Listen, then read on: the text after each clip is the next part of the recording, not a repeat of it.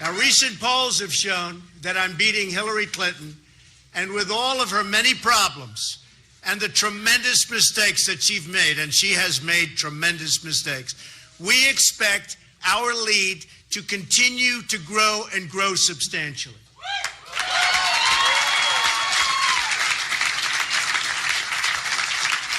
To everyone who voted for me throughout this campaign, I want to thank you. I want to thank you very, very much.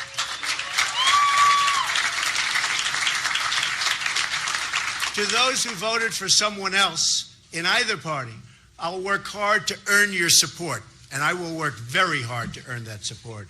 To all of those Bernie Sanders voters who have been left out in the cold by a rigged system of superdelegates, we welcome you with open arms. Believe me.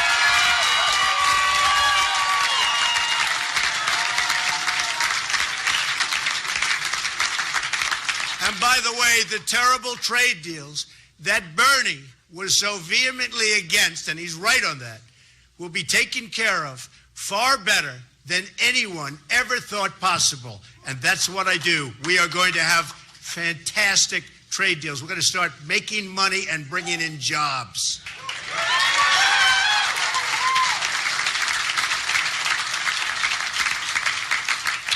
Now, I know some people say I'm too much of a fighter. My preference is always peace, however, and I've shown that. I've shown that for a long time. I've built an extraordinary business on relationships and deals that benefit all parties involved, always.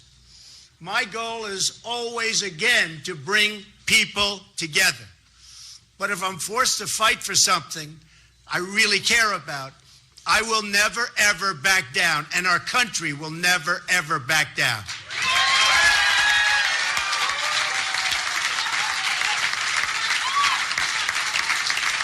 Thank you. I fought for my family.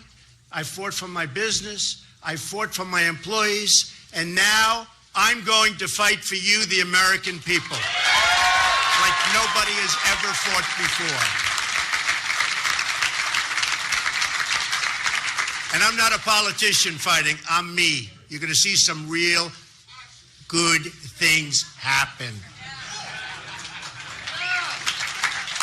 Just remember this. I'm going to be your champion. I'm going to be America's champion. Because you see, this election isn't about Republican or Democrat. It's about who runs this country, the special interests or the people, and I mean the American people.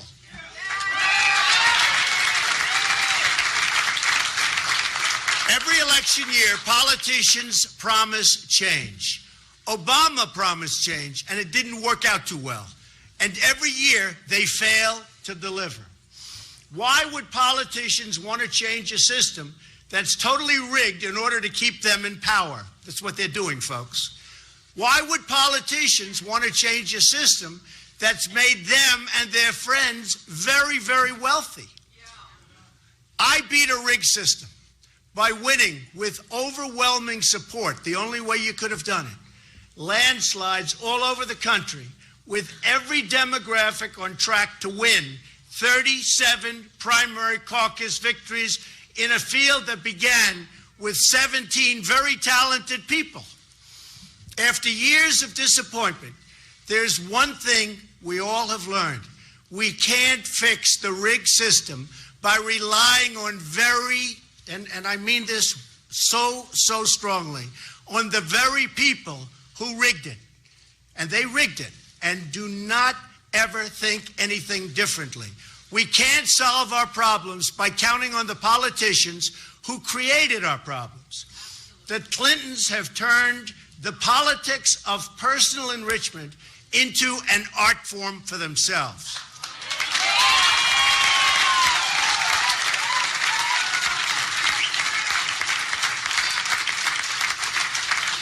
They've made hundreds of millions of dollars selling access, selling favors, selling government contracts, and I mean hundreds of millions of dollars.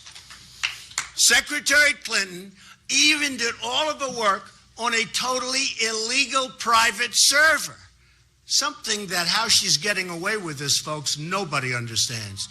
Designed to keep her corrupt dealings out of the public record, putting the security of the entire country at risk, and a president in a corrupt system is totally protecting her. Not right. I am going to give a major speech on probably Monday of next week, and we're going to be discussing all of the things that have taken place with the Clintons. I think you're going to find it very informative and very, very interesting.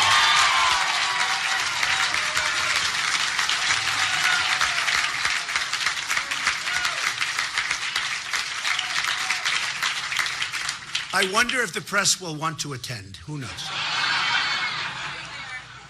Hillary Clinton turned the State Department into her private hedge fund. The Russians, the Saudis, the Chinese all gave money to Bill and Hillary and got favorable treatment in return. It's a sad day in America when foreign governments with deep pockets have more influence in our own country than our great citizens. I didn't need to do this. It's not easy, believe me. I didn't need to do it. But I felt I had to give back to our wonderful country, which has been so good to me and to my family.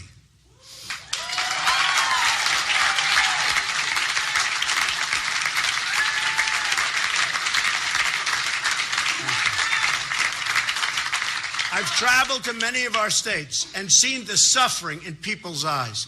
I've visited communities in New York, New Jersey, Pennsylvania, Connecticut, Indiana, and Ohio, whose manufacturing jobs, these jobs have virtually disappeared.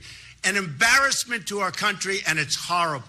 I've embraced the victims of illegal immigration, moms and dads who have had to bury their own children because of people that shouldn't have been in the country. Remember it, folks, remember it.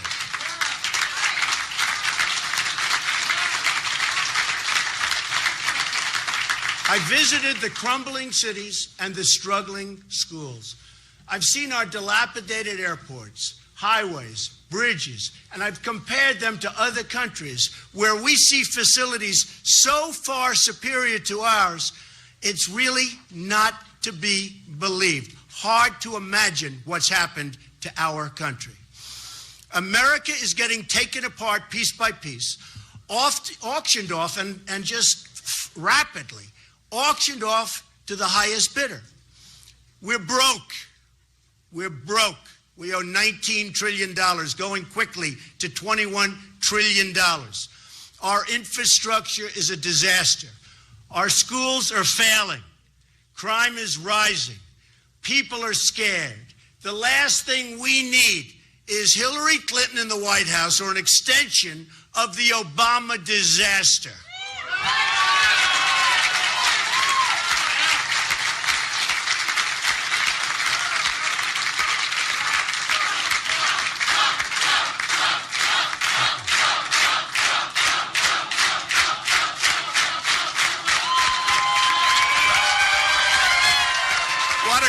What a crowd. Thank you all very much. We love our country. We love our country. But we can turn this all around.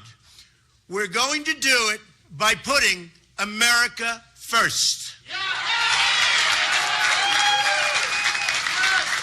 That commitment is the foundation for change that's been missing, and it's been missing for a long time.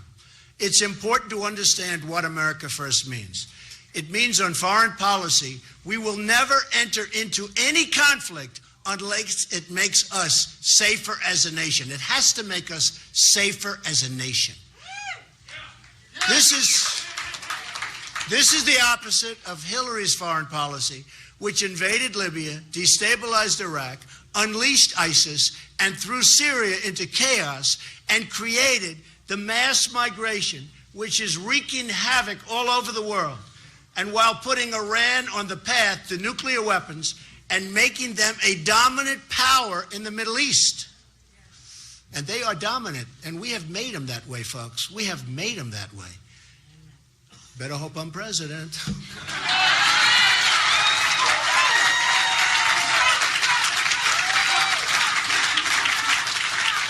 On trade, America First means the American worker will have his or her job protected from unfair foreign competition. What's happening there is absolutely a disgrace.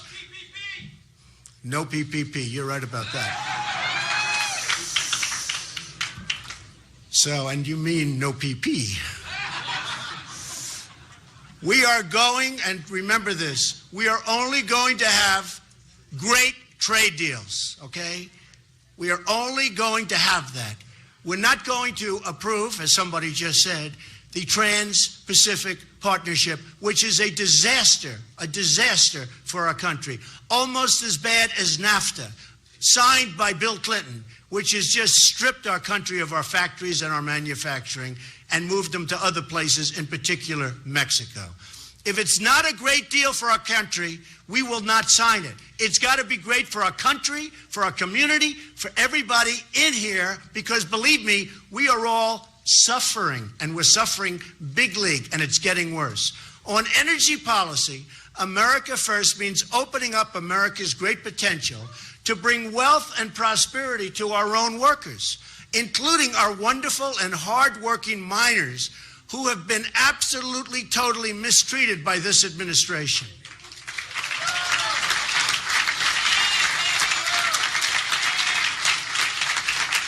On economic policy, America First means having tax and regulatory policies that keep jobs and wealth in the United States, substantially lowering taxes for middle-class Americans and businesses. Likewise, regulation, which is strangling our economy, which would be brought down from its present insane level, we will make it very, very good for our companies, for our small businesses, and for people that want to survive and do well in our country.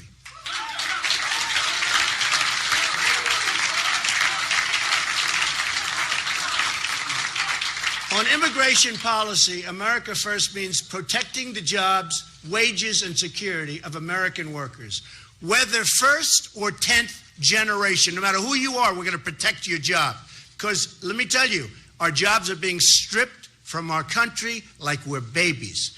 The beauty of America First is that it brings us all together. Every American worker of every background is entitled to the same benefits, protections, and rights and privileges. It's got to be that way. Now, the people in charge say things can't change. I'm here today to tell you that we have to change. We have no choice. We have to change. We're going to put, thank you. We're going to put America back to work. We're going to make our own products. We're going to put America back to work.